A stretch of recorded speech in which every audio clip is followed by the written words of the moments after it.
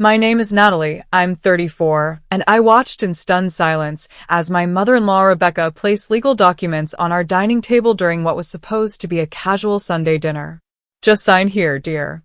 It's a simple transfer of your company assets to protect them within the family, she smiled sweetly. My husband Jason looked confused, but not surprised enough. That's when I knew my decision to secretly restructure ownership of my $25.6 million tech company before our wedding had been my salvation. I still remember the chill that ran down my spine in that moment.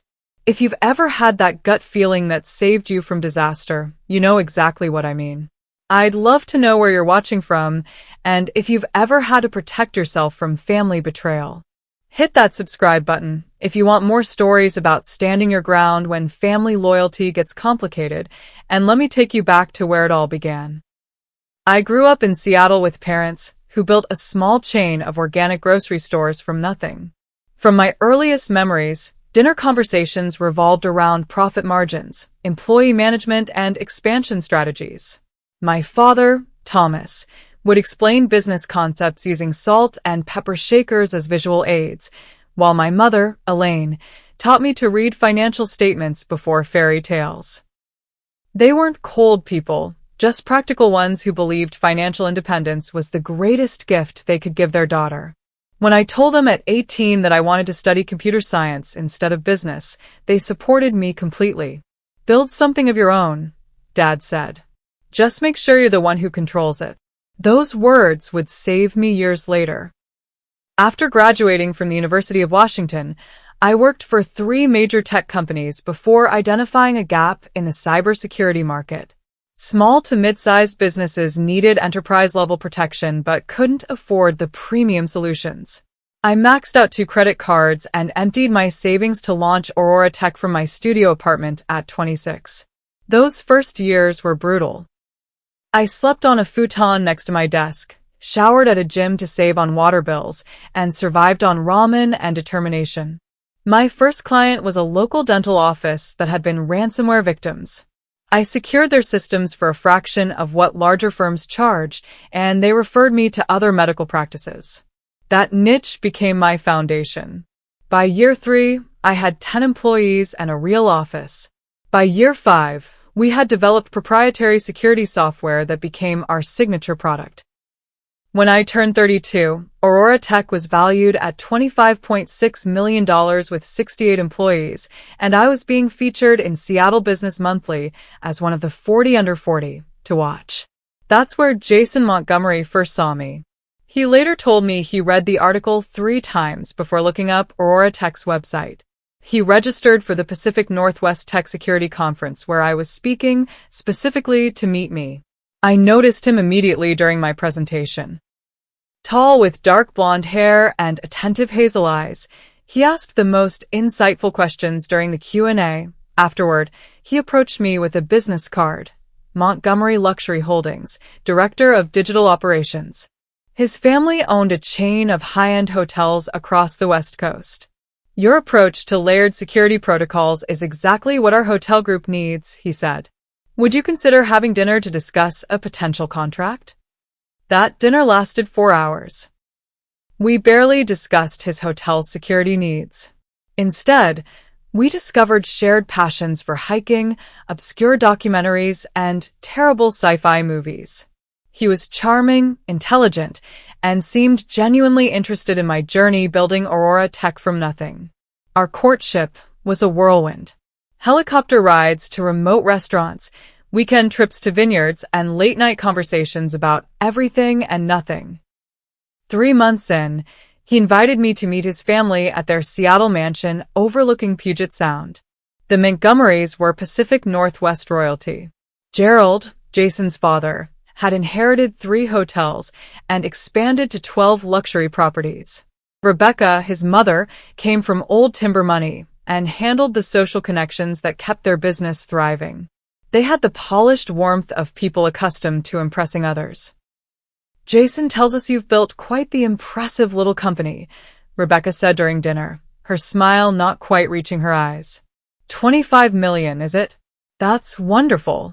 We should discuss how Aurora might fit into Montgomery Holdings, Gerald added casually, always looking to diversify.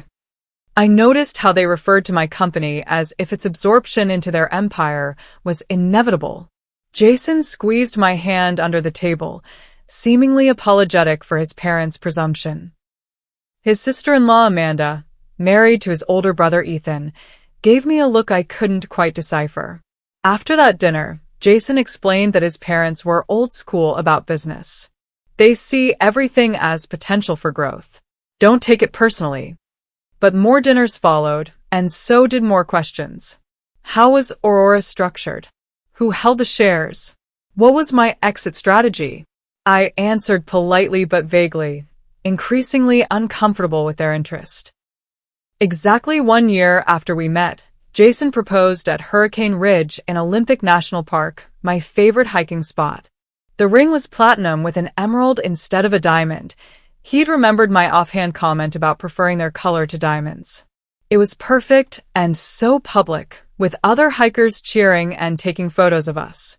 I said yes, without hesitation. Back in Seattle, while Jason dove into wedding planning with his mother, I met with Margaret Bennett, my company's attorney and my mentor, since the early days of Aurora.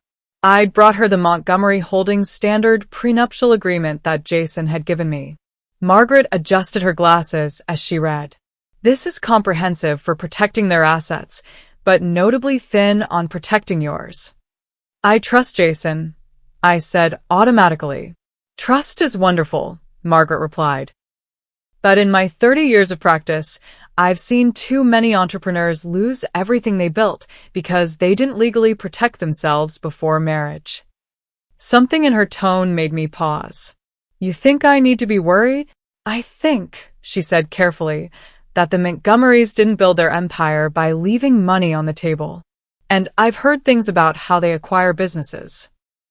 That evening, I noticed more messages from Rebecca on Jason's phone about discussing the Aurora integration after the wedding. When I asked Jason about it, he seemed uncomfortable. Mom's just excited about welcoming you to the family. She sees your business acumen as an asset. An asset to what exactly? To the family. To our future together. He kissed my forehead. Don't worry about it. But I did worry. I remembered more moments. Gerald introducing me to their family financial advisor, who asked probing questions about Aurora's client contracts. Rebecca suggesting I meet with their legal team to streamline things before the wedding. Conversations between Jason and his father that abruptly stopped when I entered rooms. 2 days later, I called Margaret. I need to protect Aurora. Without Jason knowing. Margaret wasted no time. She arranged a meeting at her firm with Harold Winters, a financial restructuring specialist, on a day when Jason was traveling to inspect their Portland hotel. What we're discussing doesn't leave this room, Margaret began after introductions. Natalie needs to protect her company before her marriage while maintaining the appearance that nothing has changed. Harold nodded, his expression serious. The Montgomerys have a reputation. Not illegal, but aggressive. 3 businesses brought into their fold through marriages have disappeared within 5 years. My stomach clenched. Disappeared how? Assets stripped, patents absorbed into Montgomery Holdings, then shuttered. Very clean, very legal, assuming the contracts were signed willingly. He gave me a pointed look. Over the next 3 hours, they outlined a plan that made my head spin. We would create a blind trust to hold my majority shares in Aurora Tech, with Margaret as the trustee. The trust would be structured in a way that I couldn't dissolve it without multiple approvals, effectively putting my own assets out of my immediate reach. Additionally, we would establish an offshore holding company in the Cayman Islands that would own the intellectual property rights to Aurora's software. The holding company would license the technology back to Aurora through a complex agreement that couldn't be broken even if ownership of Aurora changed hands. This creates a firewall, Margaret explained. Even if somehow you were pressured into signing over Aurora, the company's most valuable assets, its proprietary technology, would remain separate and protected. Isn't this overly paranoid? I asked, though the knot in my stomach suggested otherwise. Think of it as an insurance policy, Harold replied. One you hope never to use. We set the plan in motion immediately. For 3 weeks, I juggled wedding planning with secret meetings and late-night document reviews. The guilt weighed on me. I loved Jason and wanted to believe his family's interest was innocent, but something kept pushing me forward with the restructuring. The closest call came when Jason returned early from a business trip and walked in while I was on the phone with Margaret discussing the Cayman Islands holding company. So, the licensing agreement is finalized? I was saying. And it can't be challenged? Jason set his bag down. What licensing agreement? I covered the phone. New client. Government contractor. Very hush-hush. I forced a smile. How was your trip?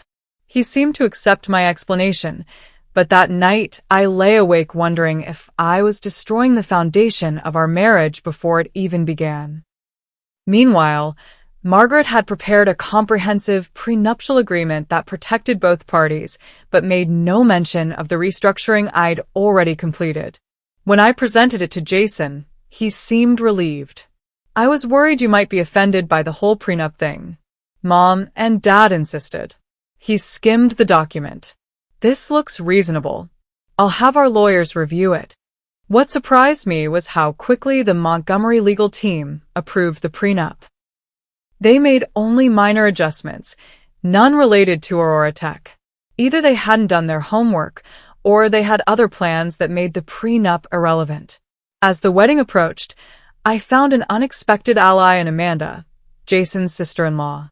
During a bridal luncheon that Rebecca had organized, Amanda pulled me aside. You seem smart, she said quietly. Smarter than I was. What do you mean? Just be careful what you sign after the wedding. Rebecca has a way of presenting things during family moments when it's hard to say no. Before I could ask for clarification, Rebecca swooped in and redirected Amanda to help with the seating arrangements. That brief conversation planted another seed of doubt. That evening, I researched Amanda's background and discovered she'd owned a successful event planning business before marrying Ethan. The business had been absorbed into Montgomery Holdings as their exclusive event services provider, and then quietly dissolved 2 years later. Amanda now worked as an employee in the Montgomery Hotel's events department. The wedding planning accelerated, with Rebecca taking control of nearly every detail. Our intimate mountain ceremony somehow evolved into a 400-person extravaganza at the Montgomery's flagship Seattle hotel. I found myself swept along, focused on finalizing the protection of Aurora while smiling through cake tastings and floral arrangements. The night before our wedding, my father pulled me aside at the rehearsal dinner. You've got that same look you had before your first science fair, he said. Like you're running calculations instead of enjoying the moment. Just wedding jitters, I lied. Natalie, your mother and I taught you to build something of your own.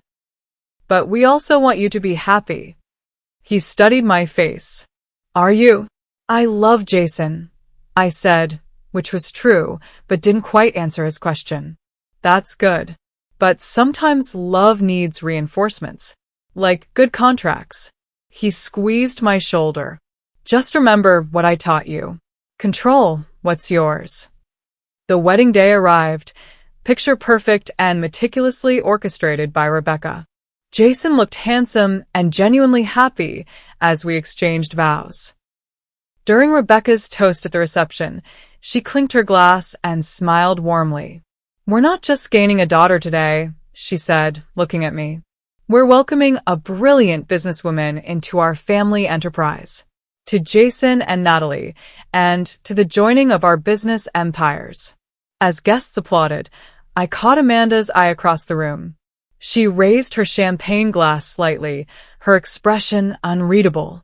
I had completed the restructuring just 3 days before the wedding. Aurora Tech was protected, but at what cost to the trust in my new marriage? As Jason and I departed for our honeymoon in the Maldives, that question followed me like a shadow. The Maldives were paradise, crystal waters, white sand, and the delicious isolation of our private villa on stilts over the lagoon. For 2 weeks, Jason and I existed in a bubble of newlywed bliss.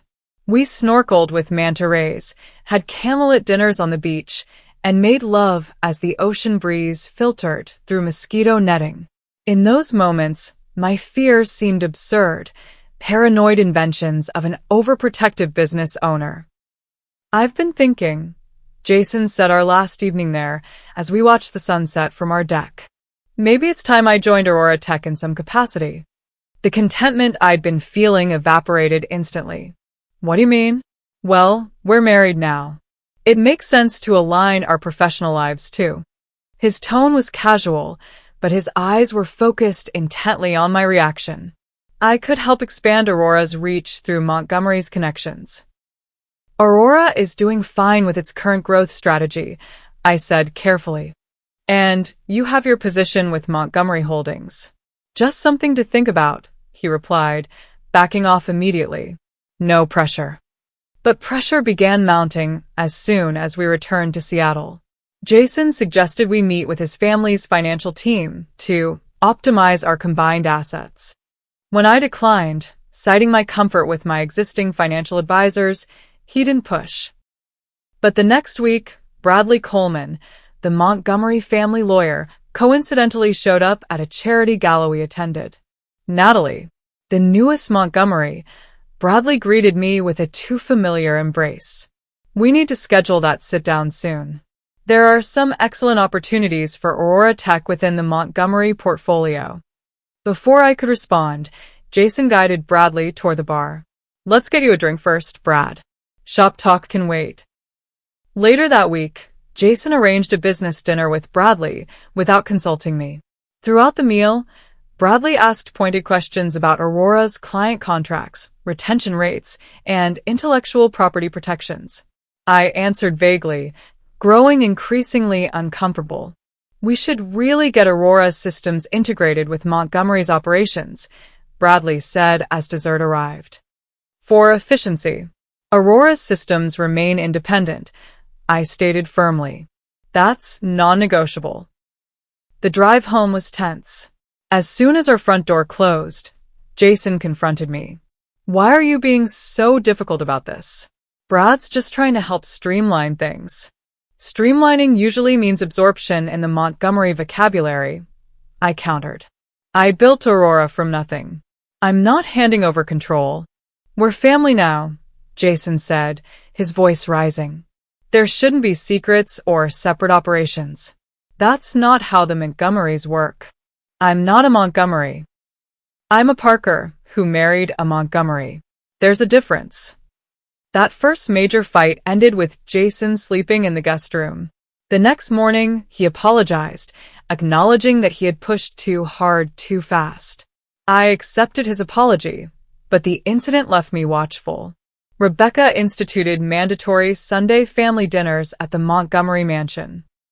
Each week, I sat through subtle digs about modern women who don't understand family business traditions and pointed questions about Aurora's latest contracts. "Westlake Medical Group sign with you? Interesting," Gerald commented one Sunday. "They were considering our hotel for their annual conference." Small world. The following week, Westlake Medical canceled their cybersecurity contract with Aurora, citing a strategic partnership with another provider. When I investigated, I discovered they had received significantly discounted rates at Montgomery hotels in exchange for using a security firm owned by one of Gerald's golf buddies. My relationship with Amanda deepened during these family gatherings. We often escaped to the garden or kitchen, ostensibly to help with dinner, but really to avoid the business interrogations. It was the same with my company, Amanda confided one evening while we loaded the dishwasher. "Small things at first. Client mysteriously dropping me. Then suggestions to integrate with Montgomery's operations for mutual benefit." "What happened?" I asked, though I suspected the answer. "Sophia Grant happened." She glanced toward the dining room where Rebecca was holding court. "Jason's girlfriend before you. She had a boutique marketing agency. Successful, growing. Sound familiar?" What happened to her company? Absorbed, stripped for client contacts, then dissolved. And then Sophia was history too. Funny how she got dumped right after the last of her client contracts were transferred. I felt physically ill. Are you saying Jason was part of this? Amanda's expression softened. I don't think he fully understands what his parents do. Ethan didn't either, at first. They're raised to believe in family first and consolidating assets. The ethical implications don't register. That night, I researched Sophia Grant. Her agency had indeed been acquired by Montgomery Holdings 3 years ago, then quietly shut down 6 months later. Sophia now worked for a competitor in Portland. I began investigating other Montgomery acquisitions, establishing a pattern. They acquired businesses, extracted valuable assets, client lists, or intellectual property, then shuttered the original companies. Most disturbing were the 3 businesses that had come into their orbit through marriages. The distance between Jason and me grew. I made excuses to work late, avoiding intimate conversations that might lead to business discussions. When he asked about Aurora's new government contract, I deliberately gave vague answers, watching his reaction. You don't trust me, he finally said one night. You've never trusted me with Aurora. Can you blame me? Your family has a history of devouring smaller companies, especially ones that come through marriages. That's business, he defended.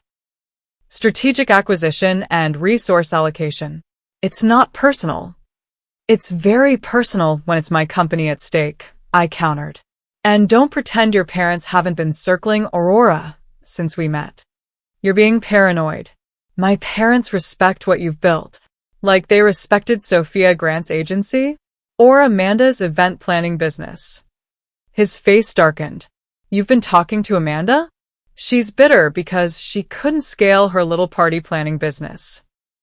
My parents gave her a cushy job after it failed. Is that what they told you?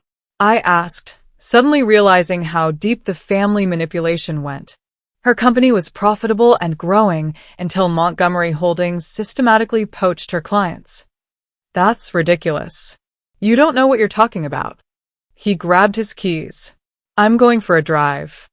After he left, I called my parents, needing perspective from people who loved me without an agenda.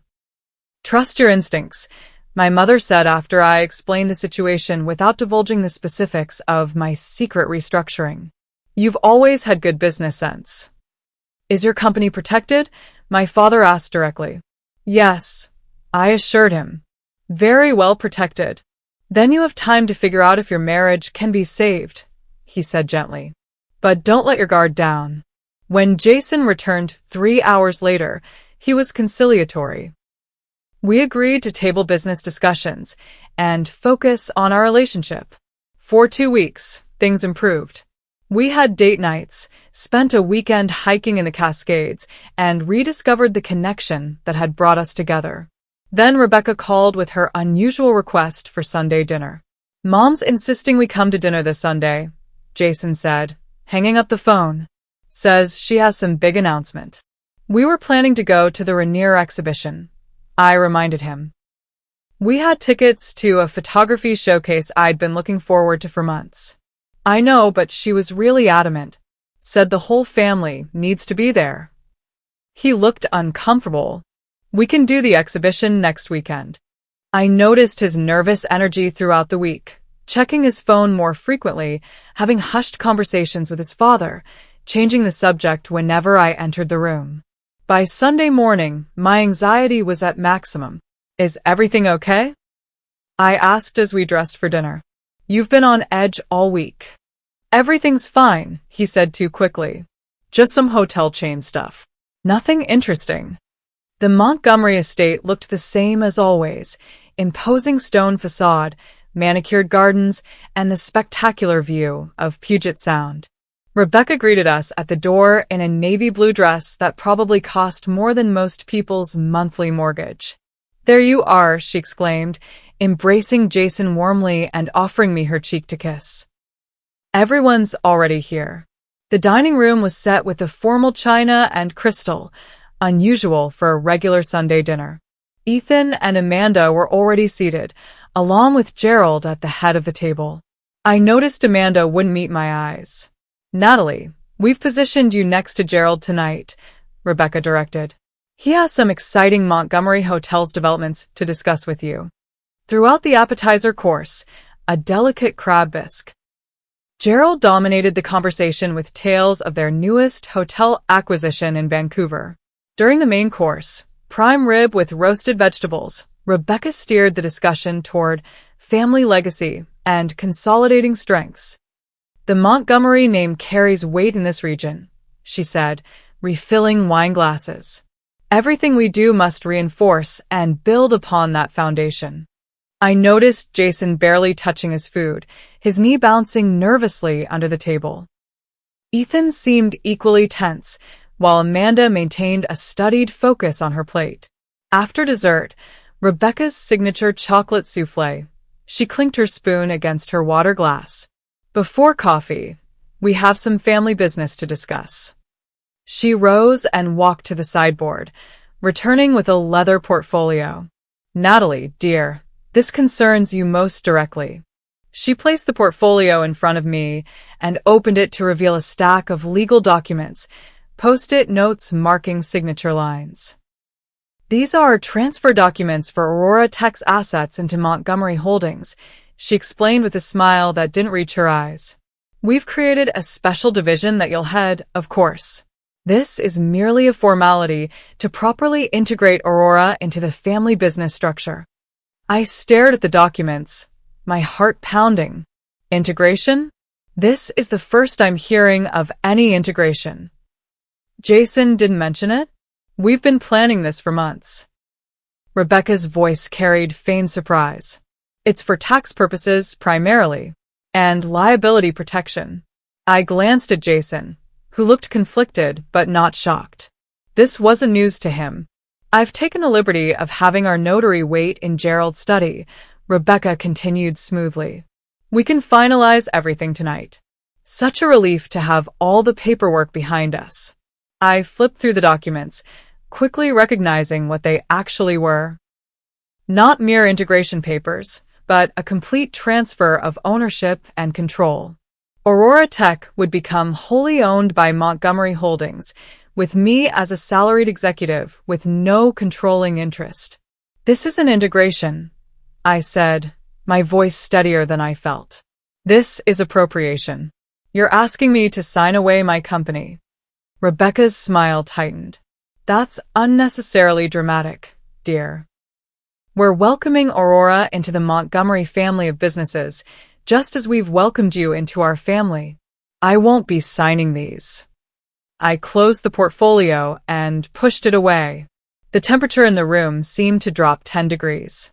Rebecca's pleasant mask slipped, revealing the steel beneath. "Perhaps you don't understand the opportunity we're offering," Gerald interjected. "Montgomery Holdings can take Aurora Tech global. Without us, you'll remain a regional player at best." "Aurora is doing fine without Montgomery interference," I replied. "We've doubled our revenue this year and expanded to 3 new states." "Yes, about that expansion," Rebecca said coldly. "Several of your new clients might be reconsidering their contracts soon. Market forces, you understand." "Are you threatening my business?" "Of course not," Gerald said smoothly. "Rebecca's simply pointing out the advantages of having the Montgomery name behind you rather than in opposition." I turned to Jason. "Did you know about this?" His eyes darted between me and his parents. I knew they wanted to discuss integration. I didn't know they'd prepared documents already. "Don't lie to your wife, Jason," Rebecca scolded. "We've been discussing this since before the engagement. It was always the plan." The betrayal hit me like a physical blow. I stood up, my chair scraping loudly on the hardwood floor. "I need to leave. Now." Jason followed me as I grabbed my coat and purse. Rebecca called after us. "The notary has cleared his evening, Natalie. Don't be impulsive." In the car, the tension was suffocating. I drove in silence for several minutes before Jason spoke. "They mean well," he began weakly. "They just want to strengthen the family business. By destroying mine? I took a sharp turn, making him grab the dashboard. How long have you been planning this ambush? His silence was answer enough. Did you marry me for my company, Jason? No. He seemed genuinely hurt by the suggestion. I love you, Natalie. But family expectations are complicated. So you love me, but you're okay with your parents stripping me of everything I've built. They wouldn't do that. They'd give you an executive position, equity options, like they did with Amanda or Sophia Grant. He fell silent again. Answer me this honestly, Jason. Was I targeted? Did you approach me at that conference specifically because of Aurora Tech? His hesitation told me everything. Initially, yes, he finally admitted. Dad identified your company as a potential acquisition. But I fell in love with you for real, Natalie. That wasn't fake. We pulled into our driveway, but I didn't turn off the engine. I can't stay here tonight. Where are you going?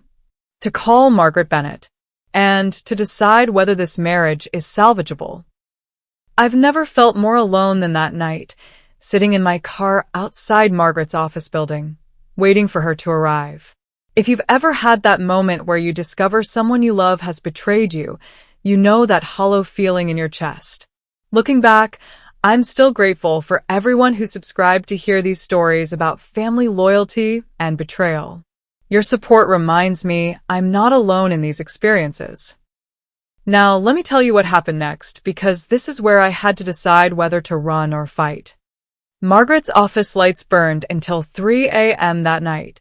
We reviewed the documents I'd photographed with my phone at the Montgomery dinner, confirming my worst fears. This isn't just an ownership transfer, Margaret said, examining the images on her computer screen. They've structured this to give them immediate access to all Aurora's intellectual property, client contracts, and proprietary processes. Can they force this? Not without your signature. But she removed her glasses, rubbing the bridge of her nose. I've received reports from 3 of your major clients today. They're considering terminating their contracts. Rebecca mentioned something about that at dinner. They're already moving against Aurora. Margaret nodded grimly. The Montgomerys don't like to lose. We need to assemble the team first thing tomorrow. I spent the night on Margaret's office couch, too wired to sleep. By 7 a.m., I had emails from 2 clients confirming they were terminating our services, citing competitive pressures.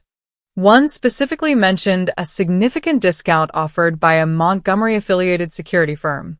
By 9 a.m., Aurora's leadership team had gathered in our conference room. I explained the situation without mentioning my marital problems, just that Montgomery Holdings was attempting a hostile takeover. They're targeting our clients and will likely go after our talent next, I told the concerned faces around the table. We need to implement the Fortress Protocol. The Fortress Protocol was a contingency plan we developed years earlier after a competitor tried to poach our best engineers. It involved reaching out to all clients personally, securing key staff with retention bonuses, and temporarily relocating critical intellectual property to secure servers. My phone buzzed constantly with messages from Jason, apologies, explanations, please to talk. I ignored them all, focusing on saving my company. Around noon, Rebecca called. I put her on speaker so Margaret could listen. Natalie, dear, yesterday got a bit heated, she began, her voice honey-sweet again. Family discussions can become passionate. Perhaps we could meet for lunch to discuss this more calmly? I'm rather busy today dealing with the clients you've been pressuring to drop, Aurora, I replied. A moment of silence, then her tone hardened. Business is business, Natalie. The Montgomery organization has relationships throughout this region that go back generations. Aurora Tech is a lovely little startup, but it's out of its league. Sign the transfer papers, and you'll have a guaranteed position with excellent compensation. And if I don't, then I'm afraid Aurora Tech won't exist in 6 months. And that would be such a waste of your talent. She paused. Jason is quite distraught, by the way. Family means everything to him. Apparently business means more to you than family, if you're willing to destroy your son's marriage for an acquisition.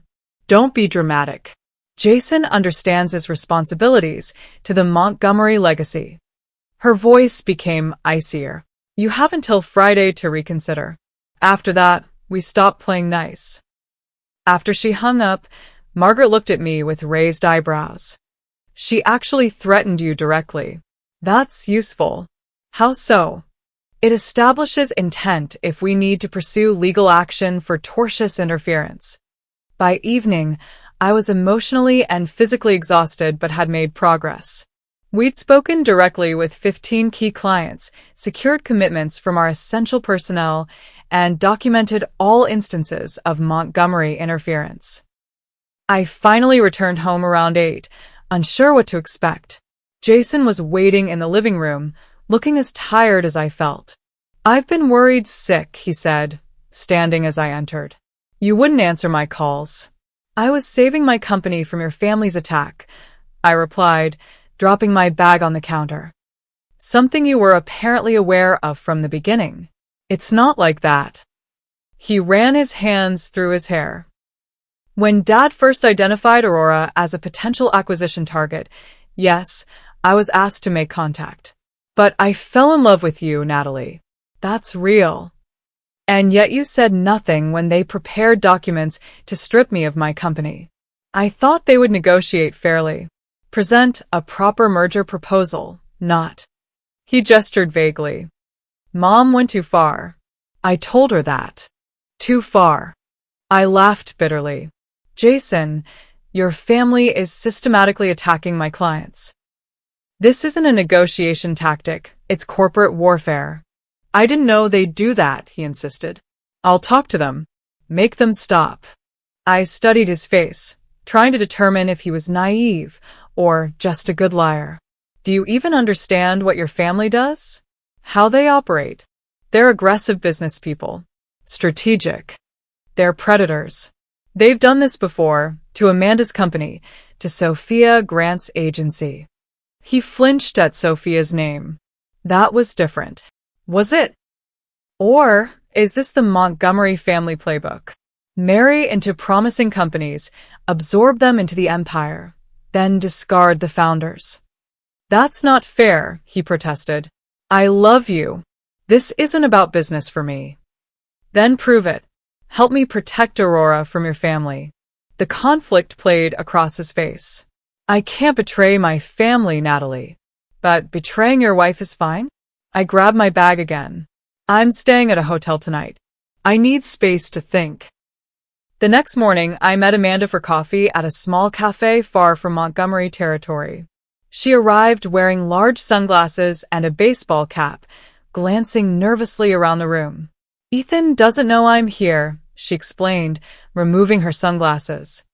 After last night's dinner disaster, Rebecca's on the warpath. I need to understand what I'm up against, I said. You've seen this happen before. Amanda nodded. 3 times that I know of. The pattern is always the same. Identify promising companies that complement Montgomery Holdings, arrange introductions to single family members, encourage relationships, then absorb the companies after marriage. And Jason? How involved is he? She hesitated. Jason's complicated. He's genuinely kind but desperate for his parents' approval. I don't think he fully understands the damage they do. I need evidence of their tactics, I said. Something concrete to protect Aurora. Amanda glanced around again, then slid a USB drive across the table. Emails between Gerald, Rebecca, and Bradley Coleman discussing acquisition strategies, including Aurora Tech, and 2 previous companies they targeted through marriages. I stared at the drive. How did you get this? Ethan's not careful with his passwords, and I used to manage the family's IT before they demoted me to event planning. A small, satisfied smile. They forget that the party planner has access to all the family devices during events. That USB drive was dynamite. Back at Margaret's office, we reviewed dozens of emails outlining the Montgomery strategy for acquiring Aurora Tech, first through marriage, then through financial pressure tactics if necessary. Most damning were the discussions about Sophia Grant's agency and how they had successfully extracted all valuable client relationships before terminating the personal relationship. "This is the smoking gun," Margaret said. "Clear evidence of a pattern of fraudulent business practices." Over the next 2 days, we documented each client that had been approached by Montgomery Holdings, building a solid case for tortious interference. I stayed at a hotel, ignoring the increasingly desperate messages from Jason. On the third night, he was waiting in the hotel lobby when I returned from a late meeting. "We need to talk," he said, looking haggard. "You've been avoiding me." "I've been busy saving my company from your family." "I talked to Mom and Dad," he said, following me to the elevator. "Ask them to back off. They said they would if you'd just meet with them." "To discuss signing over Aurora?" "Not happening." In my room, he paced while I set down my laptop bag. "Natalie, what are you doing?" "I checked the office. You've got people working around the clock. Margaret Bennett has been seen meeting with corporate litigation specialists." "You're having me watched?" He had the grace to look embarrassed. "Dad has people keeping tabs. He's worried about what you might do." "He should be." I crossed my arms. "I know everything, Jason. About Sophia Grant, about Amanda's company, about the pattern of targeting businesses through marriages." His face paled. "What are you talking about?" I pulled out my laptop and showed him selected emails from the USB drive. His father discussing how to pressure Parker into relinquishing control, and his mother suggesting they follow the Grant playbook with my company. Jason sank onto the edge of the bed, his expression stricken. "I didn't know. I mean, I knew they wanted Aurora, but not like this." "Did you know they discussed how to handle you divorcing me after they secured Aurora's assets? There's a whole timeline." He looked physically ill. No. God, no. "I would never."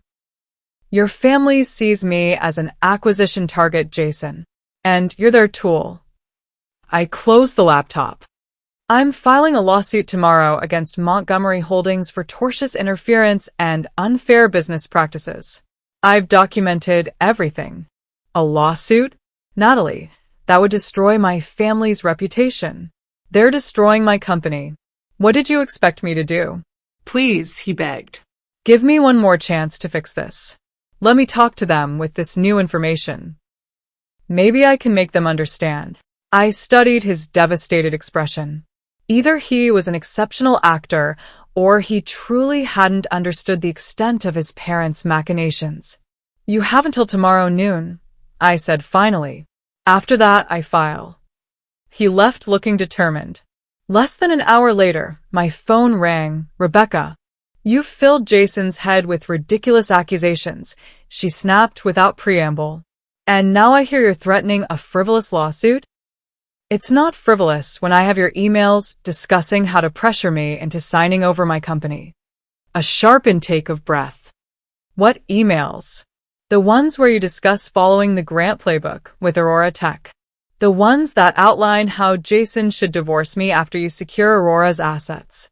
Silence stretched for several seconds. "You're bluffing."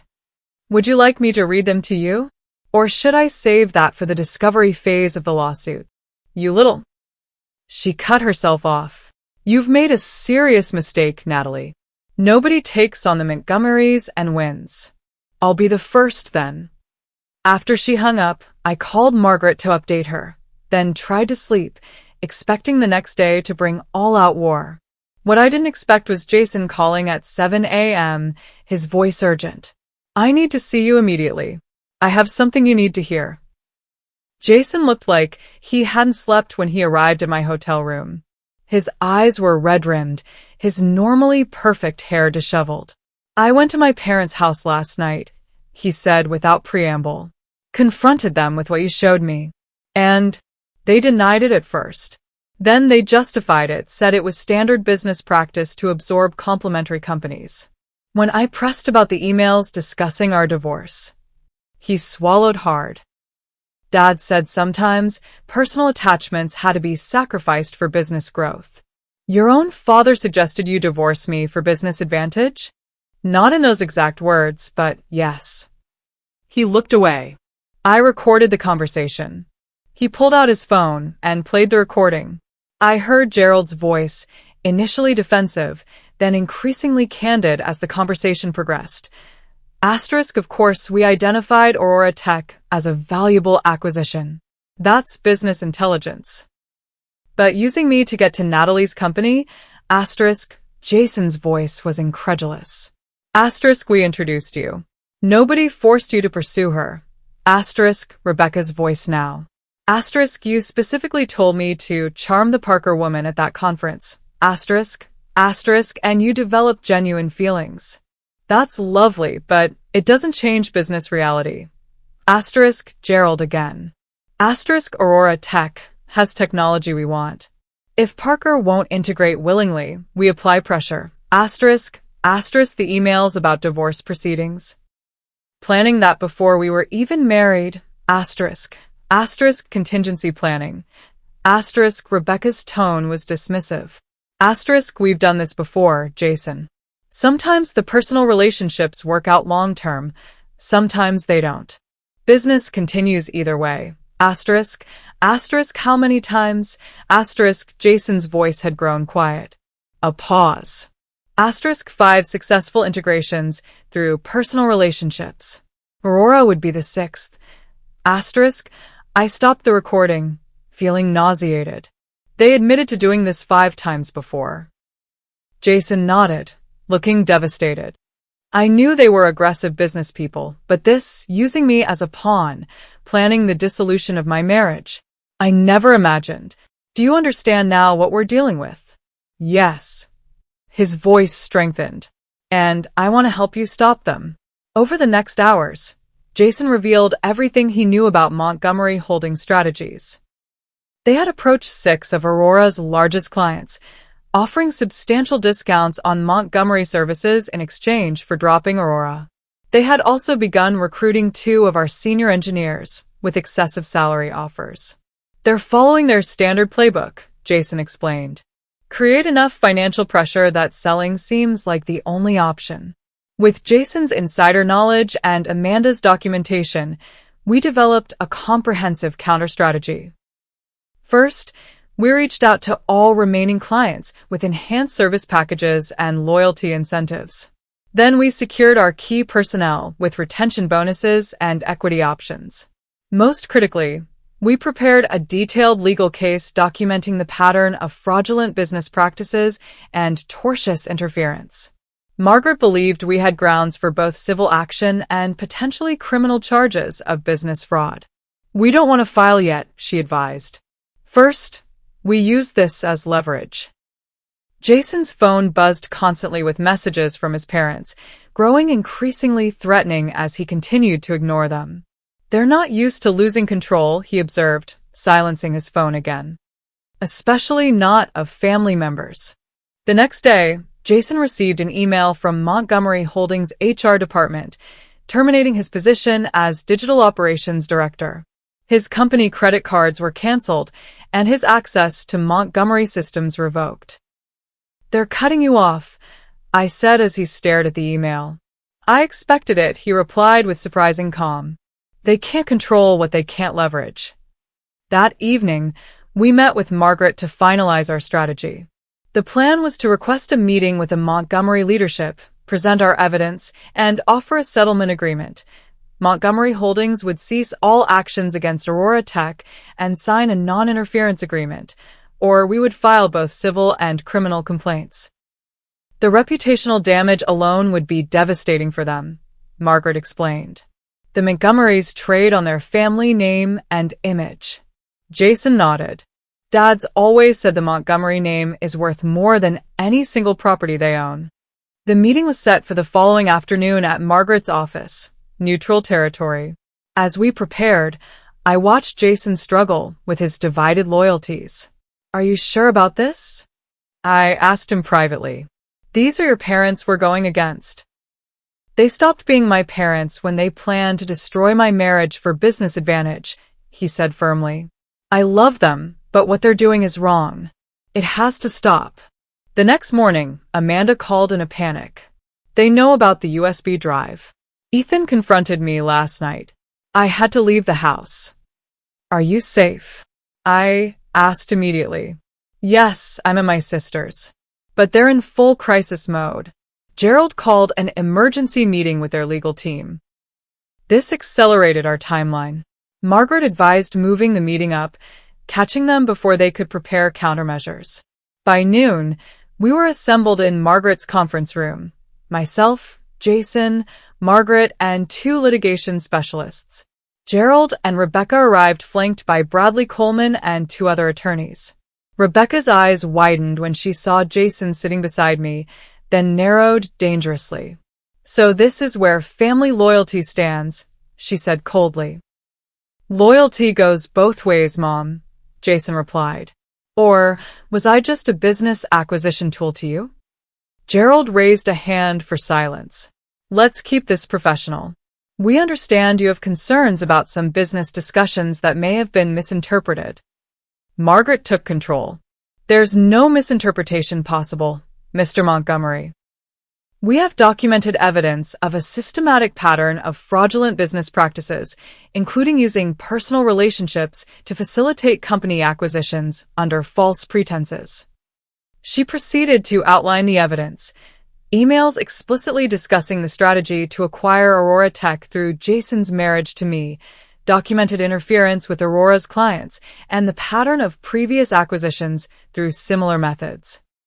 Most damning, Margaret continued, are the discussions regarding plans to dissolve the marriage once Aurora's assets were secured.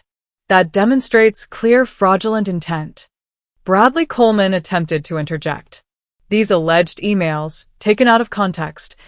Would you like to hear them in context? I offered, pulling out a tablet. We have the full thread. Rebecca's face had gone pale. Gerald maintained his composure, but a muscle twitched in his jaw. What do you want? He asked bluntly. Margaret slid a document across the table. A comprehensive non-interference agreement. Montgomery Holdings will cease all actions against Aurora Tech and its clients. You will make restitution for contracts already lost due to your interference. And you will sign a binding agreement never to attempt acquisition of Aurora or interference with its business again. And if we refuse? Bradley asked. Then tomorrow morning we file both civil and criminal complaints, with all evidence submitted to the authorities and the business press. Margaret's voice was calm but firm. The Montgomery family reputation would not survive the scandal. The room fell silent. Gerald and Rebecca exchanged glances, having one of those wordless conversations long-married couples perfect. Finally, Gerald spoke. We need to discuss this privately. They moved to another room while we waited tensely. Jason paced, unable to sit still. They'll agree, he predicted. Dad won't risk the Montgomery name being dragged through a public scandal. He was right. 30 minutes later, they returned. Bradley looked defeated, Rebecca furious, and Gerald grimly resigned. We'll sign your agreement, Gerald stated, with the addition of a mutual non-disclosure clause about this entire matter. Agreed, Margaret replied. We have no interest in public scandal if you comply fully with the terms. As the lawyers finalized the details, Rebecca approached Jason, her voice low and intense. You would betray your family for her? After everything we've given you? Jason met her gaze steadily. You betrayed me first when you used me to target Natalie's company. When you planned to end my marriage for business advantage. Don't be naive, she hissed. This is how successful families operate. How do you think your grandfather built the first Montgomery hotel? Sentiment doesn't build empires. Maybe I don't want an empire built on deception, Jason replied. If choosing integrity over exploitation means I'm not a true Montgomery, I can live with that. Gerald approached, having overheard. You're making a serious mistake, son. The Montgomery legacy will continue without me, Jason finished firmly. I'm done. The look that passed between Gerald and Rebecca confirmed everything. Surprised that their carefully raised son would defy them, calculation of how this affected their plans, and the cold realization that they had lost control of both Jason and Aurora Tech. As they signed the non-interference agreement, Rebecca fixed me with a final, venomous glare. "You'll regret turning my son against his family." "I didn't turn him against anyone," I replied calmly. "You did that yourselves when you valued business assets over his happiness." We left Margaret's office victorious, but emotionally drained. The Montgomery empire would no longer threaten Aurora Tech, but at the cost of Jason's relationship with his family. "Are you okay?" I asked him as we drove home. He stared out the window at the Seattle skyline. No. "But I will be. For the first time in my life, I made a choice based on what's right, not what's expected of a Montgomery. That's worth something." I reached for his hand. "It's worth everything." The weeks following our confrontation with the Montgomerys were challenging but clarifying. Montgomery Holdings honored the non-interference agreement, even making restitution for the clients they had poached. Aurora Tech had been wounded, but was far from defeated. Our first priority was stabilizing the company. We reached out to every client, reassuring them of our continued commitment and service quality. Most remained loyal, and several who had left under Montgomery pressure returned once the financial incentives disappeared. The damage to our marriage proved more complicated to repair. Jason and I began seeing a therapist specializing in trauma and betrayal. During our third session, he fully processed what his family had done. "I was raised to believe that family business always came first," he explained, his voice breaking. "Every decision, every relationship was evaluated through that lens. I never questioned it until I saw those emails discussing our divorce as a business contingency." "You were as much a victim of their manipulation as I was," I acknowledged. "But you chose to stand against it when you understood the truth." Healing came in small moments. Jason helping me work through client retention strategies, me supporting him as he built an identity separate from the Montgomery name. Both of us learning to trust again through complete transparency. 3 months after the confrontation, Jason received legal notice that he had been formally removed from the Montgomery family trust and inheritance. He read the letter, then set it aside with surprising equanimity. "I expected this," he said. "In their world, loyalty to family business trumps everything, including actual family." "Does it hurt?" I asked gently. "Yes," he admitted, "but it's also freeing. My whole life was mapped out as a Montgomery heir. Now I get to define success for myself." He decided to use his digital marketing expertise as an independent consultant, working primarily with small businesses that couldn't afford large agencies. The work energized him in ways his corporate role never had. Meanwhile, Amanda had fully separated from the Montgomery orbit. After our successful stand against Gerald and Rebecca, she filed for divorce from Ethan, citing irreconcilable differences. She moved to Portland and used her settlement to restart her event planning business. "Thank you for showing me it was possible to stand up to them," she told me over lunch during one of her Seattle visits. "I watched them absorb my company and spent years thinking that's just how business worked." Aurora Tech rebounded impressively. 6 months after the Montgomery confrontation, we secured a major government contract that accelerated our growth.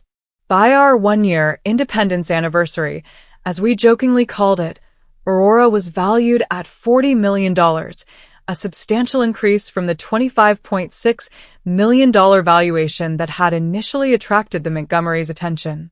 Through it all, the blind trust and offshore holding company structures remained in place. "Just because this threat is neutralized doesn't mean we should drop our protections," Margaret advised, and I agreed. The security measures that had seemed paranoid before our wedding had proven essential to our survival. Jason and I celebrated our paper anniversary with a quiet dinner at home, a stark contrast to the lavish celebrations Rebecca would have orchestrated. As we cleared the dishes, Jason suddenly froze, staring at me with an odd expression. "What is it?" I asked, concerned. "I just realized something," he said slowly. If you hadn't protected Aurora before our wedding, if you hadn't been suspicious and careful, my family would have destroyed everything you built. Well, my paranoia paid off, I joked, trying to lighten the moment. He shook his head. It wasn't paranoia. It was wisdom. He took my hands. And I have something to tell you. I've been waiting for the right moment. You're scaring me, I said, only half joking. It's good news. He smiled. I took a pregnancy test this morning. Well, you took it, but I checked the results. We're having a baby. The shock and joy of that moment temporarily pushed all thoughts of business maneuvering aside. We spent the evening making plans, discussing names, and imagining our future as parents. The next morning, reality intruded in the form of a text from Jason's mother. Asterisk, heard your news. Grandchildren should know their grandparents. Perhaps it's time to reconcile. Lunch next week? Asterisk, how does she even know already? I asked, stunned. Jason grimaced. Amanda probably told her sister, who told her friend, who told Mom's hairdresser. The Montgomery intelligence network is disturbingly effective. What do you want to do? He considered carefully. I'm not opposed to some relationship with them as grandparents, but with very clear boundaries. They don't get to use our child as a way back into Aurora Tech. We agreed to meet Rebecca for lunch the following week at a neutral restaurant. She arrived alone, looking both regal and somehow diminished without Gerald flanking her. Jason. Natalie. She nodded to each of us. Thank you for meeting me. We have conditions, Jason stated immediately. Any relationship you have with our child will be strictly personal.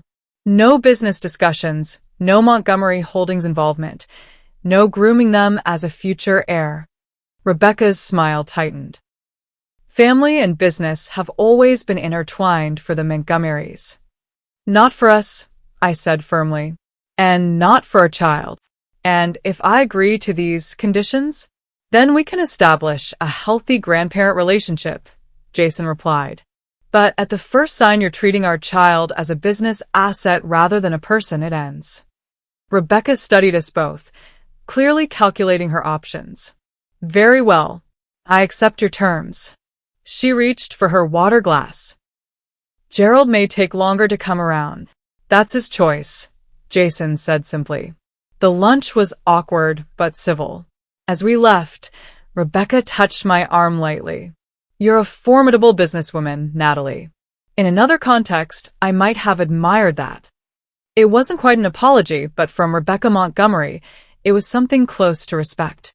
Today, Aurora Tech continues to thrive. We've expanded to national coverage and are considering international markets. Jason's consulting business has grown enough that he's hired 3 employees. Our daughter, Emma, is 6 months old and the center of our world. The trust structures that protected Aurora have been modified to include provisions for Emma's future inheritance of my shares, with strict governance requirements to prevent the kind of predatory tactics the Montgomerys employed. Gerald and Rebecca maintain a distant but correct relationship with us, seeing Emma monthly under our watchful eyes. The Montgomery business empire has diminished somewhat since our confrontation. It seems we weren't the only ones they had targeted using questionable methods, and our stand emboldened others to push back. As I look back on our journey, I'm profoundly grateful for the caution that led me to protect Aurora before our wedding. That decision preserved not just my company, but ultimately our marriage as well, giving Jason the space to recognize and reject his family's manipulation. Most importantly, it allowed us to build something new together, a family and business approach based on transparency and integrity rather than predatory acquisition. Emma will inherit not just business assets, but a legacy of standing firm for what's right, even against seemingly insurmountable family pressure. I often think about that moment at the Montgomery dinner table, watching Rebecca slide those transfer documents across to me with absolute confidence that her plan would succeed. The look on her face when I refused to sign was worth every sleepless night and legal consultation that had gone into protecting Aurora Tech. Sometimes the most important business decision you can make is to trust your instincts when something feels wrong, even when that something involves the people closest to you. The company I built is now stronger than ever, but more importantly, so is my understanding of what family should truly mean. If you've ever had to protect something you built from people who try to take it from you, I'd love to hear your story in the comments. Was there a moment when your instincts saved you from disaster? Has family betrayal taught you valuable lessons? Please like this video if you've ever had to stand your ground against someone who underestimated you, and subscribe for more stories about navigating complex family dynamics and business challenges. Thank you for coming along on this journey with me, and remember, sometimes the people closest to us aren't the ones who have our best interests at heart. Trust your gut when something doesn't feel right.